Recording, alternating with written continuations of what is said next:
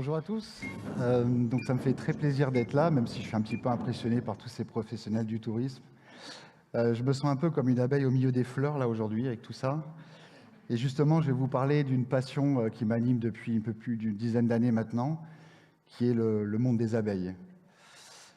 Euh, le monde des abeilles m'a appris plutôt quatre petits conseils. J'aimerais partager avec vous, hein, et j'essaie de le faire en 15 minutes.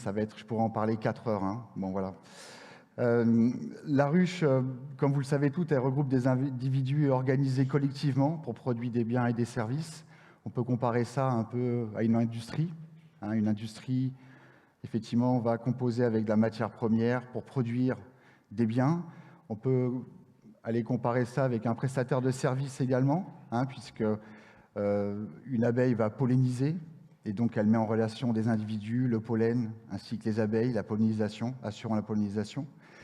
Donc je pense que les abeilles pourraient être quelque chose qui pourrait nous aider tous dans notre management, dans notre quotidien, et c'est vraiment ce qui m'a transformé moi aussi.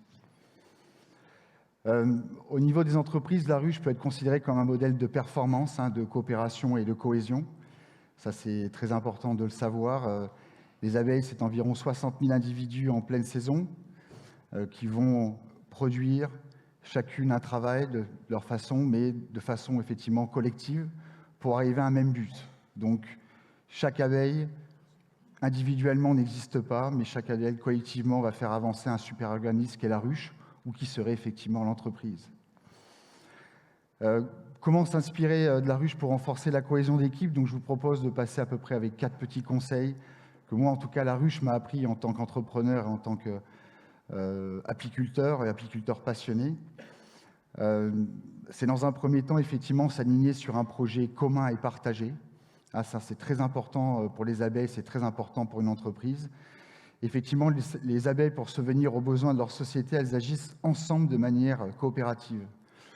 Alors c'est vrai qu'on se pose souvent la question dans les entreprises de travailler ensemble, mais pourquoi, hein? Et bien, en fait, pour une abeille, elle ne se pose pas la question, hein. Les abeilles, elles passent de fleur en fleur, elles butinent dans un projet effectivement commun et pour un bien commun. Leur objectif, hein, c'est préparer l'hiver, faire vivre la ruche. Au même titre que nous dans les entreprises, c'est bien la survie de l'entreprise qui importe, et sa survie et sa progression dans l'avenir.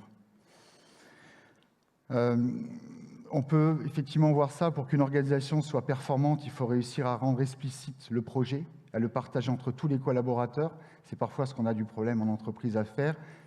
Les abeilles, elles, le font tout à fait naturellement, et donc elles avancent ensemble. Un point essentiel aussi, c'est d'encourager la polyvalence. Ce que vous voyez ici, la vidéo, ce sont des abeilles qui sont donc des gardiennes, hein, devant une ruche, qui sont en train de protéger la ruche contre l'attaque d'un frelon, et notamment un frelon asiatique, hein, qui, vous savez, pose de grandes difficultés. Encourager la polyvalence, c'est ça, hein, c'est-à-dire pouvoir, à partir d'un métier donné, s'adapter, être agile en fonction des besoins de la ruche, hein. Vous pouvez comparer ça également avec une entreprise. La ruche, c'est une agilité incroyable, hein. Vous avez les abeilles qui ont à peu près 8 métiers dans leur vie, mais qui sont capables de passer d'un métier vers l'autre, ou de revenir d'un métier de butineuse, par exemple, à celui d'une gardienne, ou de butineuse à celui de, par exemple, nourrice, si la ruche en a besoin. La reine est une reine sans pouvoir, hein, puisque la reine a un aspect important qu'on appelle en management, hein, qui pourrait être la cohésion de la ruche. Ici, un manager, c'est plutôt par cohésion humaine, hein, vraiment développer cet aspect cohésion. La reine, c'est plutôt par cohésion olfactive. Voilà, donc c'est son seul pouvoir. Elle n'est pas là pour diriger les abeilles, mais plutôt pour leur apporter une cohésion et travailler ensemble. Il faut savoir que c'est un climat, c'est une polyvalence, mais c'est un climat de confiance, hein, qui est amené par cette polyvalence des abeilles. On sait qu'on peut compter l'un sur l'autre, et ça, c'est important dans la ruche, comme ça pourrait l'être dans l'entreprise. Développer une intelligence collective, donc ça, c'est vraiment le propre aux abeilles. La répartition des rôles au sein de la colonie, effectivement, ça favorise la collaboration. C'est vraiment une logique d'alliance, hein. Le lien est plus fort que les biens, hein, sur les abeilles. Et ça, c'est vraiment quelque chose d'important pour aussitôt réagir à un élément donné, à l'environnement donné. Donc les abeilles sont extrêmement proactives, ce qui nous manque parfois dans notre entreprise. Dès qu'elles découvrent quelque chose, notamment des sources de nourriture dans le cas d'une abeille, elles partagent l'information aussitôt. Elles ne sont pas là, elles sont pas à retenir cette information pour leur bien propre, hein, c'est vraiment effectivement pour un bien collectif. Enfin, chez les abeilles, accepter la pluralité des points de vue pour créer, c'est quelque chose d'extrêmement important. Alors c'est un sujet dont on peut parler énormément en ce moment, hein, mais il faut savoir que même si une abeille est une super butineuse, c'est un super insecte qui est capable de grande polyvalence, etc., ben, ça ne fera jamais mieux que 2500 abeilles ensemble, hein. Ça c'est certain. C'est vraiment en encourageant effectivement cette créativité individuelle qu'on la met au service du bien commun. Et effectivement, promouvoir la créativité de quelqu'un, c'est effectivement lui permettre de se sentir impliqué dans un projet qui lui est commun. Pour finir, en fait, le rôle d'un apiculteur, hein, c'est effectivement comme différents managers, mais le rôle d'un apiculteur, c'est pas du tout d'être un manager autoritaire. Hein, un apiculteur, c'est quelqu'un qui coordonne, qui essaie d'être proactif par rapport aux besoins de sa ruche.